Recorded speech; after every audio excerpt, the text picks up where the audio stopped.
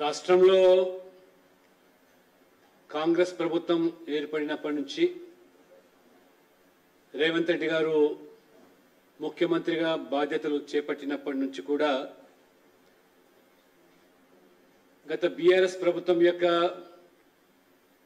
అవినీతిని అక్రమాలను కుంభకోణాలన్నీ కూడా వెలికి తీస్తాం, బయట పెడతాం, సూత్రధారులు పాత్రధారులు అందరూ కూడా జైలుకు పంపిస్తామని చెప్పి చెప్పడమే కానీ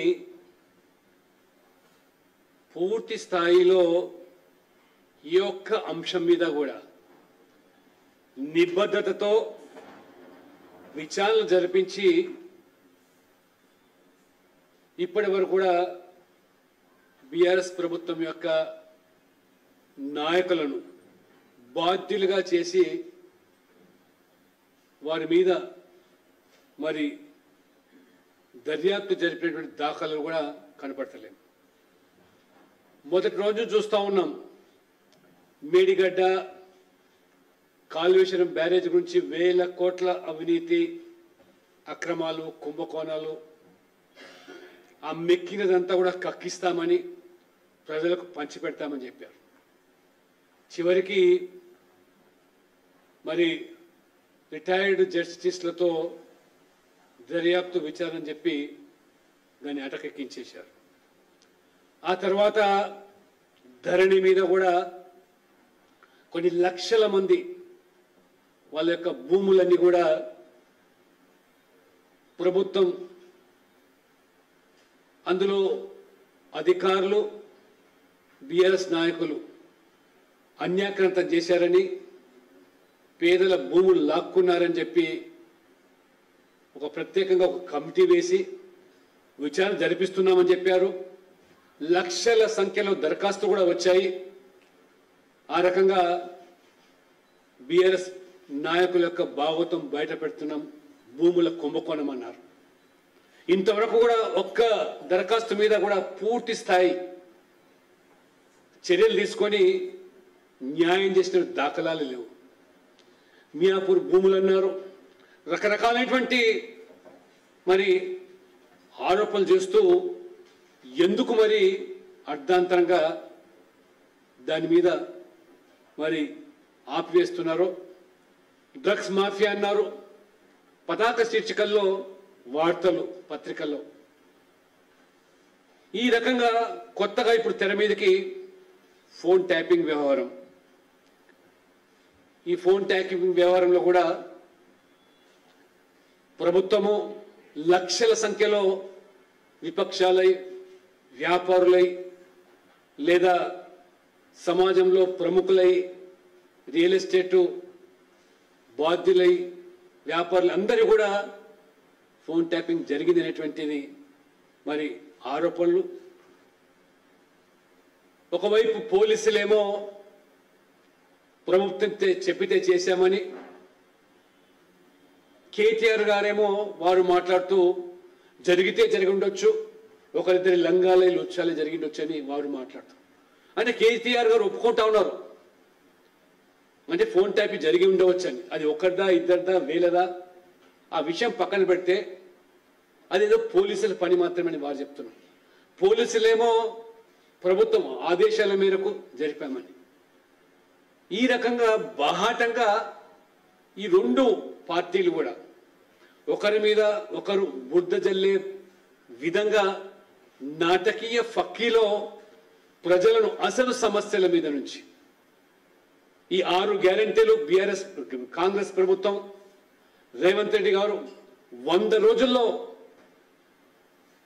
మరి నెరవేర్స్తామని చెప్పి మాట తప్పిన అంశం.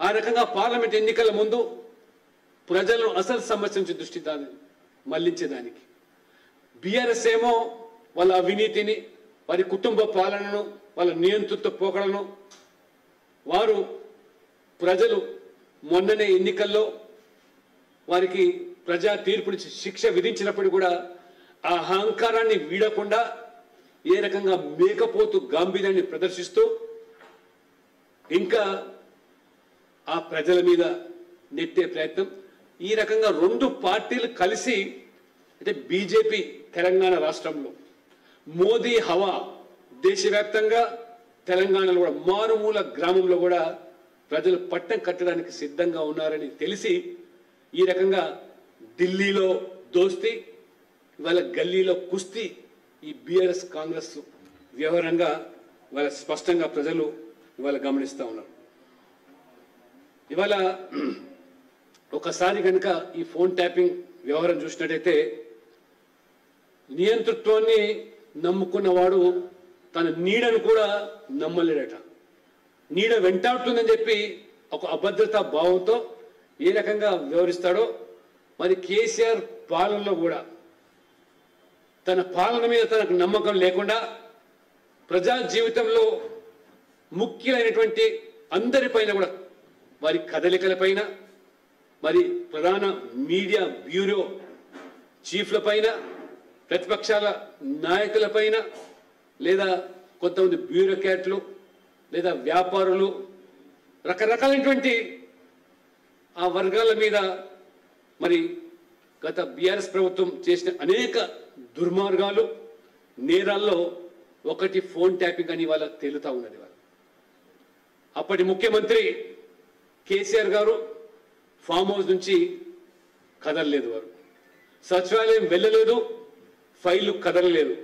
ప్రతి పథకంలో కూడా అవినీతి, అక్రమాలు, కమిషన్లు దండుకునేటువంటి కార్యక్రమాలు తప్పితే ఆ రకంగా ప్రతి స్కీమ్లో ఒక స్కామ్, ప్రశ్నించే వాళ్ళ మీద బెదిరింపులు, వారి మీద మరి దుర్భాషలాడుతూ ఒక నియంతృత్వ పోకడలతో వ్యవహరించారో గత 5 సంవత్సరాలు ప్రజలు గమనించారు. వారి మీద కక్ష సాధింపు చర్యల్లో భాగంగానే ఇవాళ వెలుగులో వస్తున్నటువంటి ఫోన్ ట్యాపింగ్ సైతం కూడా ఆ రకంగా రాజకీయంగా కూడా మరి ప్రతిపక్షాలు ఎన్నికల సందర్భంలో వారి కదలికల్ని, సంభాషణల్ని ఈ రకంగా ట్యాపింగ్ చేయడం అనేది ఆ రకంగా రాజకీయంగా లబ్ధి పొందేదానికి మరి దానికి తోడు దాన్ని అలుసుగా తీసుకొని మరి కొంతమంది పోలీసు అధికారులు ఏ రకంగా అక్రమార్జనకు పాల్పడ్డారో ఇవాళ ఇవన్నీ కూడా కథలుగా ఇవాళ బయటికి వస్తూ ఉన్నాయి. తీగ లాగితే డొంక కదిలినట్టుగా ఏ రకంగా స్వామి కార్యాన్ని స్వకార్యాన్ని చేర్చుకు ఆ రకంగా ప్రభుత్వం ఒక కోణంలో ఈ ఫోన్ ట్యాపింగ్కు దోహదపడితే అధికారులు సందట్లో సరైన మాదిరిగా ఏ రకంగా సదురుకున్నారో ఇవన్నీ కూడా వార్తలు మన వెలుగులోకి వస్తున్నాయి. కాబట్టి అత్యంత జుగుత్సాకరంగా మాటలతో చెప్పలేని విధంగా జరిగినటువంటి ఈ ఫోన్ ట్యాపింగ్ ఉదంతాలు తెలంగాణ ప్రజలు అసహించుకునేటువంటి విధంగా, పౌరుల ప్రాథమిక హక్కులు భంగం కలిగించే విధంగా జరగడమే కాకుండా వ్యక్తిగత స్వేచ్ఛ అనేది రాజ్యాంగం మరి సాకారం చేసినటువంటి ప్రాథమిక హక్కును భంగం కలిగించినట్టుగా గత ప్రభుత్వం చేసినటువంటి అది తీవ్రమైన నేరంగా. ఎందుకంటే గత ప్రభుత్వం అక్రమార్కుల సొమ్ముతో హవాలా రాజ్యాలు నడిపేటువంటి మరి ఆ స్థితికి గత ప్రభుత్వం ఒక దొంగల ముఠాతో మాఫియా రాజ్యాన్ని నడిపినట్టుగా తెలంగాణను పూర్తిగా ఇవాళ అబాసు పాలు చేసినటువంటి విషయాలు ఇవాళ బయటికి రావడం చూస్తూ ఉంటే ఈ ఫోన్ ట్యాపింగ్ అనే ఉదంతం ఏది ఉందో ఇది సామాన్యమైనది కాదు. కేంద్ర హోంశాఖ అనుమతి అనేది ఖచ్చితంగా మరి అవసరమనే విషయాన్ని విస్మరించే వాళ్ళ కేటీఆర్ గారు జరిగితే జరిగి ఉండొచ్చు 1, 2 అది పోలీసు అనుమతితోనే అని చెప్తున్నాను. కాబట్టి ఇవాళ పోలీసులతో అనుమతి జరిగినట్టయితే మీరు మరి మీ ప్రభుత్వం ఏ రకంగా మరి వ్యవహరించింది, ఏ రకంగా కళ్ళు మూసుకుంది అంటే ఆ రోజు మీరు గుడ్డిగాడిద పనులు దోముతున్నారా? మీ ప్రమేయం లేకుండా పోలీసులు ఇంత వ్యవహారానికి దోహదపడితే, రాజ్యాంగ విరుద్ధంగా వ్యవహరిస్తే, ఆ రకంగా చట్టాలు అతిక్రమించి చేస్తూ ఉంటే మీ ప్రభుత్వం కళ్ళు మూసుకుందా అని చెప్పి నేను ఇవాళ కేటీఆర్ గారిని ప్రశ్నిస్తా ఉన్నాను. ఇవాళ ప్రభుత్వం మారడంతోనే హార్డ్ డిస్కులు, రికార్డింగ్ పరికరాలు మొత్తం డేటా రిట్రీవ్ చేయడానికి వీలు లేకుండా ధ్వంసం చేసేటువంటి విషయాలు వెలుగులోకి వస్తూ ఉన్నట్టే ఎంత దారుణంగా గత ప్రభుత్వం వివరించిందో. మరి ఈ రకంగా ఇజ్రాయెల్ టెక్నాలజీని కేంద్ర ప్రభుత్వం యొక్క అనుమతులు లేకుండా మరి ఏ రకంగా ఈ ప్రభుత్వం వివరించిందో ఇవన్నీ కూడా వెలుగులోకి వస్తున్నప్పుడు ఉప ఎన్నికల సందర్భంలో కూడా ముఖ్యంగా ప్రతిపక్ష పార్టీలు ఆనాడు బీజేపీ నాయకుల కదలికలు ఏ రకంగా ట్యాప్ చేసే ఉదంతాలు కూడా వెలుగులోకి వస్తున్నాయి. కాబట్టి ఈ ఫోన్ ట్యాపింగ్ వ్యవహారం అనేది భారత శిక్షా స్మృతిలో తీవ్రమైన అంశం. కాబట్టి నిబంధనలు ఉల్లంఘించి ఫోన్ ట్యాపింగ్ వ్యవహారాన్ని మరి మొత్తం దానికి సూత్రధారులే కాదు, పాత్రధారులే కాదు, కీలకమైన బాధ్యులైన వ్యక్తులు ఎవరుతున్నారో ఇవాళ స్వయంగా కాంగ్రెస్ నాయకులు చెప్తున్నారు దానికి మూల కారణం కేసీఆర్ అని. కాబట్టి ఇవన్నీ కూడా మరి పూర్తిగా లోతుగా దాన్ని విచారణ జరిపించి ఆ కీలకమైన వ్యక్తులను మరి ఈరోజు బయటికి రావాలంటే ఖచ్చితంగా సిబిఐ ద్వారానే ఎంక్వైరీ జరగాల్సిన అవసరం ఉంది. ఎందుకంటే ఇంటర్ స్టేట్కి సంబంధించిన వ్యవహారం కాబట్టి ఇజ్రాయెల్ నుంచి టెక్నాలజీ రావడం ఏంటి, ఆ రకంగా ఈ మొత్తం తెలంగాణలో 3 ప్రాంతాల్లో సెంటర్లు ఏర్పాటు చేసుకొని మరి ఆ రకంగా వ్యవహరిస్తూ ఉంటే మరి ఆ యొక్క విషయాలను కూడా వెలుగులోకి తీసుకురావాల్సిన బాధ్యత రేవంత్ రెడ్డి గారి మీద ఉంది, ఈ ప్రభుత్వం మీద ఉంది. అంతేగాని కేవలం ఇవాళ ఎన్నికల సమయంలో ప్రజల దృష్టి మళ్లించడానికి మీ వైఫల్యాలను కప్పిపుచ్చుకోవడానికి మాత్రమే ఈ అంశాలను తెరమరుగు చేస్తే తెలంగాణ ప్రజలు సమాజం క్షమించదని.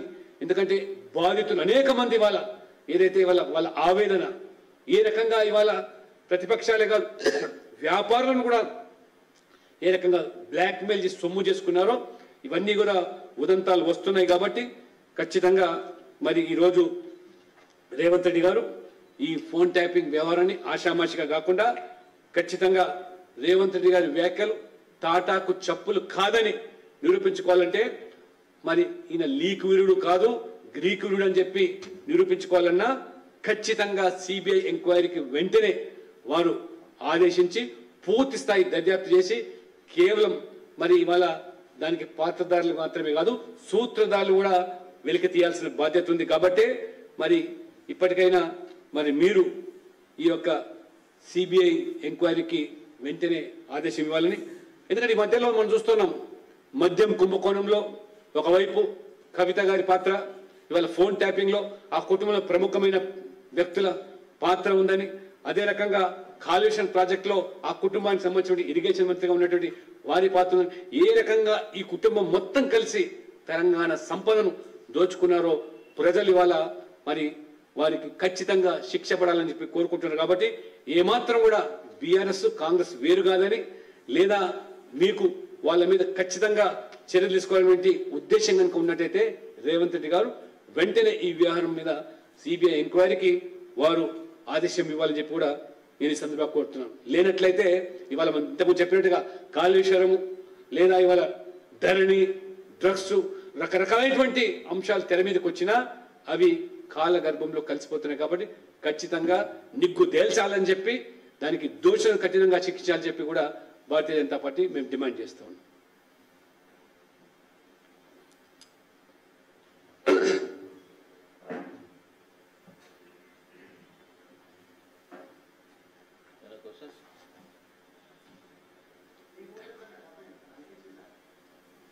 తేల్చమంటున్నా, అందుకనే తేల్చాలి ప్రభుత్వం. ఇప్పుడు అనేక మంది ఇప్పటికీ మా పార్టీలకు సంబంధించి ఇప్పుడు మన కిషన్ రెడ్డి గారు చెప్పారు మా బ్యాంకు ఖాతాల నుంచి అకౌంట్ నుంచి అఫీషియల్గా అకౌంట్ నుంచే డబ్బులు తీసుకురావడానికి వస్తేనే బ్యాంకుల్ని ఏ రకంగా ఆనాడు పోలీస్ అధికారులు మరి పట్టుకొని వారి బాధినారనే విషయం చెప్పారు. ఆ డబ్బును ఆ ఎన్నికల్లో ఏ రకంగా స్వాధీనం చేసుకుని చెప్పారు. నేను రఘునందన్ గారు కూడా వారు కూడా నేను ఫిర్యాదు చేశారు దుబ్బాక సందర్భంగా. కాబట్టి ఇంకా చాలా అనేక అంశాలు ఈ ప్రభుత్వం నిజంగా మరి ప్రజాస్వామ్యాన్ని అపహాస్యం చేసి ప్రజాస్వామ్యాన్ని ఇవాళ పూర్తిగా దేశంలో ఎక్కడ జరిగిన సంఘటనలు తెలంగాణలో జరిగినాయంటే సాధించి కొట్లాడి తెచ్చుకున్న తెలంగాణలో ఇంత అబాసు పాలు కావడం అనేది నిజంగా మరి సిగ్గుతో తల వంచి విధంగా వివరిస్తున్నది ఈ గత ప్రభుత్వ వ్యవహారం. ఈ ప్రభుత్వం కూడా మరి వెనుకంజ వేస్తుందా లేకపోతే వెనుకేసుకొస్తుందా లేదా నిగ్గు తెలుస్తుందా అనేది తేలిపోవాలి.